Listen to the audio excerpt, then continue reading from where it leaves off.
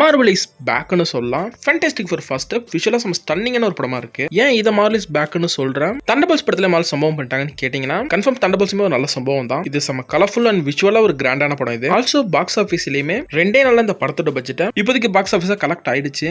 Box ஆஃபீஸ்னால மட்டும் படம் super நான் சொல்ல வரல. உண்மையா படம் நல்லா இருக்கு. வாங்க ரிவ்யூ ஷார்ட் சொல்லிட்டு அடுக்க பாத்துருவோம். ஃபர்ஸ்ட் மூவியோட பிளாட் என்னன்னு பார்த்தோம். மூவியோட ஃபர்ஸ்ட் 10 minutes மானிட்டேஜ் பிளே தான் நடக்குது. ஃபேண்டாஸ்டிக் ஃபோர்னா யாரு, அவங்க எப்படி ஸ்பேஸுக்கு போனாங்க, அவங்களுக்கு எப்படி பவர் கிடைச்சது, இந்த வேர்ல்ட காப்பாத்துற ஃபேமஸான ஹீரோஸாவும் செலிபிரிட்டிஸாவும் எப்படி ஆனாங்கன்றது தான் அந்த மானிட்டேஜ் பிளேல நம்ம பாக்குறோம். இதுக்கப்புறம் தான் இந்த இடத்த நோக்கி பிரச்சனையே வருது. அதாவது காஸ்மிக் லெவல் த்ரெட் வருதுன்னு சொல்லலாம். ஃபீமேல் சில்வர் இந்த இடத்துக்கு வந்து கெலக்டஸ் உங்க பூமியை சாப்பிட போறாரு, அதுக்கெல்லாம் ரெடியா இருந்துங்கன்னு சொல்லிட்டு இந்த ஒரு வாரியம் கொடுத்துட்டு அவங்க இங்க கிளம்பி போயிடுறாங்க. இதுக்கப்புறம் ஹீரோஸ் ரெடி ஆயிட்டு டேரக்டா கெலக்டஸே ஃபேஸ் பண்றதுக்கு அவர் இருக்க இடத்துக்கே போறாங்க.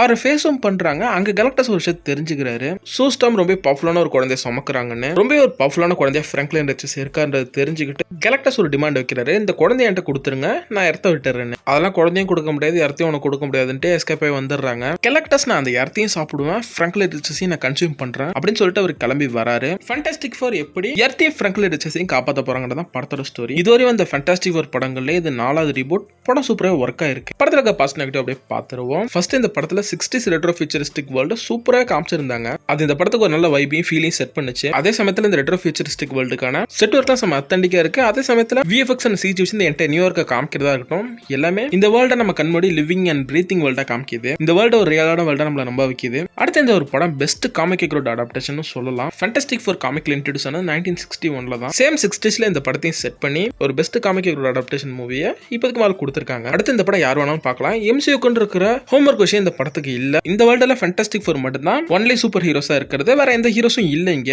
அதனால எந்த ஒரு MCU ஹோம்வொர்க்கும் தேவையில்ல. இதனாலவே நிறைய நியூ ஆடியன்ஸ் இந்த படத்தை பார்க்க முடியும். அடுத்த சீக்வல்ஸ்க்கு அப்புறம் இந்த ஃபேண்டாஸ்டிக் ஃபோர் MCU-குள்ள தான் வர போறாங்க பெர்மனன்ட்டா. அடுத்து டெக்னிக்கலா செம சவுண்டான ஒரு படம் இது. அதுலயும் ஸ்பெசிஃபிக்கா VFX அண்ட் CG சைடு வந்தோம்னா படத்துல ஸ்டன்னிங்கான விஷுவல் சீக்வன்ஸ் இருக்கு. ஆல்மோஸ்ட் VFX அண்ட் CGன்றது நல்லா தான் இருக்கு.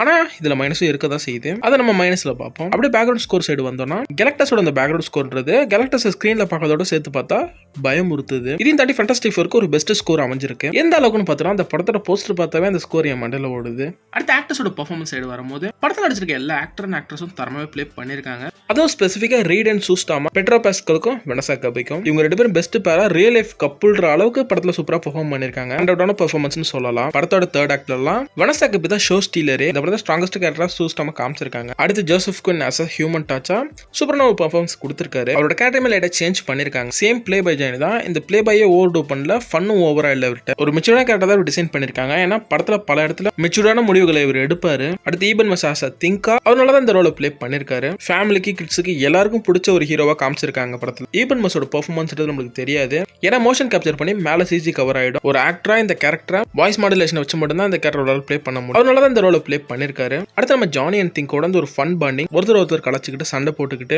அப்படி ஃபன் பண்ணிக்கிட்டு இருப்பாங்க. இது கொஞ்சம் ஓடுவாவே போகும் பழைய படங்கள்லாம் பார்க்கும்போது. ஆனா இந்த படத்துல அதை ரொம்ப லிமிட் பண்ணிட்டாங்க. இது மெச்சூர்டா இருக்கு. ஆனா அந்த மாதிரி ஃபன்னாவும் இருந்திருக்கலாம். அடுத்து நம்ம ரால்ஃப் நெசன் கெலக்டஸா மிரட்டி இருக்காரு. அவர் வர சீன்ல அவரோட பேக்ரவுண்ட் ஸ்கோரோட ஒரு வாய்ஸ் நீங்க கேட்கும் போது பயங்கரமா இருக்கும். அதுவும் ஒரு சீன்ல கெலக்டஸ் ஸ்மைல் பண்ணுவாரு. பார்க்க கிரீப்பியா இருக்கும். அடுத்து ஃபீமேல் சில்வர் சஃபரா ஷெலபெல் உண்மையா சூப்பரா ப்ளே பண்ணிருந்தாங்க. ரொம்ப ஒரு குட்டியா இருக்கு ஃபீமேல் சில்வர் சஃபருக்கு எழுதிருந்தாங்க. ஓகே, இன்னும் பெட்டராவே அதை ரைட் பண்ணியிருந்திருக்கலாம். அடுத்து ஃபேண்டாஸ்டிக் ஃபோர் ஃபேமிலியோட பாண்டிங்ன்றது இந்த படத்துல ரொம்ப ஸ்ட்ராங்காவும் அத்தன்டிக்காவும் ரியலிஸ்டிக்காவும் இருக்கு. அதுக்கு காரணம் அந்த ஆக்டர்ஸோட பெர்ஃபார்மன்ஸ் பிளஸ் ரைட்டிங் இதெல்லாம் சேர்ந்தா இவங்க ஒரு சூப்பரான ஃபேமிலியை நம்மளுக்கு காமிக்குது. இதையும் தாண்டி இந்த கோர் எமோஷனே ஃபேமிலி தான். கடைசியில கெலக்டஸ் அதை வச்சு தான் எதுக்கும் துணிஞ்சு நின்றுப்பாங்க. கோர் எமோஷன் சூப்பரா ஒர்க் ஆயிருக்கும் இந்த படத்துல. அடுத்து இந்த படத்தோட செட் பீஸை பத்தி பேசணும்னா மொத்தமா 2 செட் பீஸ் தான். நான் அந்த மானிட்டரி சீக்வன்ஸ்லாம் கணக்கில் எடுக்கல. ஃபர்ஸ்ட் ஸ்பேஸ்ல chase sequence plus action sequence. அடுத்து ஃபைனல் ஆக்ட்ல இருக்க ஆக்ஷன் சீக்வன்ஸ். இது ரெண்டுமே தரமா இருந்துச்சு. அது ஃபைனல் ஆக்ட்ல நம்ம கெலக்டஸை விஷுவலா நம்ம ஸ்டன்னிங்கா காமிச்சிருந்தாங்க. அடுத்து படம் நிறைய பேர் ஸ்லோவா ஃபீல் ஆனதா சொன்னாங்க. பட் அப்படி என்ன எனக்கு ஃபீல் ஆகல. ஏன்னா காஸ்மிக் லெவல் த்ரெட் பூமி இன்னைக்கு வருதுன்ற போது அதை எப்படி தடுக்க போறாங்கன்ற மாதிரி தான் டிஸ்கஷன் போய்கிட்டே இருக்கும். படத்துல அவங்க பேசுற எந்த ஒரு விஷயமுமே வேஸ்டா இருக்காது. இப்ப பேசுற விஷயம் படத்துல ஏதோ ஒரு இடத்துல ஹெல்ப்பா இருக்கும். அது எக்ஸாம்பிள் மூவியோட ஓப்பனிங்ல டெலிபோர்டேஷன் டிவைஸ் பத்தி டிஸ்கஸ் பண்ணிருப்பாங்க.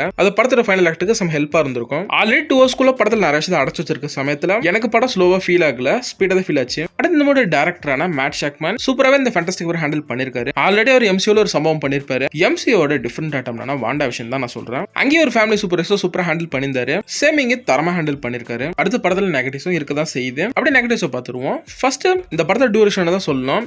ரொம்ப ஒரு ஷார்ட்டரான படமா இருக்கு. டூ மச் ஆஃப் ஸ்டஃப் 2 மாதங்களா அடைச்சிருக்காங்க. அது படம் பார்க்கும்போது நமக்கு நல்லா ஃபீல் ஆகுது. படத்துல நிறைய விஷயத்தை கட் பண்ணிருக்காங்க. அது டைரக்டர் மேட் சாக்மனே கன்ஃபார்ம் பண்ணிருக்காரு. அதே சமயத்துல டைரக்டர்ஸ் கட்னு ஒன்று வராதுன்றதே அவர் கன்ஃபார்ம் பண்ணிட்டாரு. ஏன்னா இவங்க கட் பண்ண எல்லா சீக்வன்ஸ்லயும் ஹெவி சிஜி இன்வால்வ்மெண்ட் இருக்காம். அது ஃபினிஷ் ஆகாத சமயத்துல டைரக்டர்ஸ் கட் வராதுன்றதை கன்ஃபார்ம் பண்ணிட்டாரு. ஆனா இவங்க படத்துக்கு டியூரேஷன்ன்றத 2 hours 30 minutes கொடுத்திருக்கலாம். ஏன்னா மெயினான விஷயமே நிறைய கட் ஆகுது. திங்க் தனியா ஒரு லவ் ட்ராக் போகுது. ஆனா அதெல்லாம் எடிட்டிங்ல கட் ஆயிடுச்சு. அடுத்து திங்கியுமே அண்டர் பிளே தான் பண்ணிருக்காங்க. மேபி அவருக்கு இம்பார்ட்டன்ட் சீக்வன்ஸ் இருந்து அதெல்லாம் கட் பண்ணப்பட்டிருக்கலாம். அடுத்து இந்த படத்துல ரைட்டிங்குமே இன்னும் பெட்டரா இருந்திருக்கலாம். ஒருவேளை ரைட்டிங் இன்னும் பெட்டரா இருந்திருந்தா கூட படத்துல எடிட்டிங்ல நிறைய விஷயம் போனதுல நம்மளுக்கு ரைட்டிங் இன்னும் பெட்டரா இருந்திருக்கணும்னு சொல்லிட்டு தோணுதுன்னு நினைக்கிறேன். ஷெல்லா லூசிஃபரோட ஆர்க் இன்னும் பெட்டரா இருந்திருக்கலாம். அடுத்து எண்டிங் கூட ரஷ் பண்ணிட்டு ஒரு ஃபீல் வருது. இந்த படத்துக்கு மேஜர் மைனஸா டியூரேஷனும் இந்த படத்துல இருந்து நிறைய விஷயத்தை கட் பண்ணதும் இந்த படத்துக்கு மேஜர் மைனஸா இருக்குன்னு நான் சொல்லுவேன். அது படத்துல நிறைய விஷயத்தை அஃபெக்ட் பண்ணிருக்கு. அப்புறம் விஎஃப்எக்ஸ் இந்த படத்துக்கு என்னதான் ரொம்ப ஸ்ட்ராங்கா ஸ்டன்னிங்கா பண்ணியிருந்தாலும் ஒரு சில இடத்துல பிசில் அடிக்க செய்யுது. ஹியூமன் டச்சோட நிறைய ஃபிளைங் சீக்வன்ஸ்ல லைட்டா பிசில் அடிக்க மாதிரி தெரியுது அவர் சுத்தி இருக்க ஃபயர்லாம். அடுத்து ஃபீமேல்ஸ் லூசிஃபர் ஃபேண்டாஸ்டிக் வர்ஷிப்புக்குள்ள வந்திருப்பாங்க. அப்ப அவங்க மேல ரெட் லைட்ன்றது படம். அந்த இடத்துல சிஜி பிசில் அடிக்கிறது நல்லாவே தெரிஞ்சுது. இப்படி படத்துல விஎஃப்எக்ஸும் சிஜியும் பிசில் அடிக்கிற ஒரு சில சீன் இருக்கதான் செய்யுது. இதெல்லாம் படத்துல ரொம்ப நீங்க மைண்டா பார்த்தா மட்டும்தான் உங்களுக்கு இந்த இடத்துல விஎஃப்எக்ஸ் அண்ட் சிஜி பிசில் அடிக்குதுன்றது தெரியும்.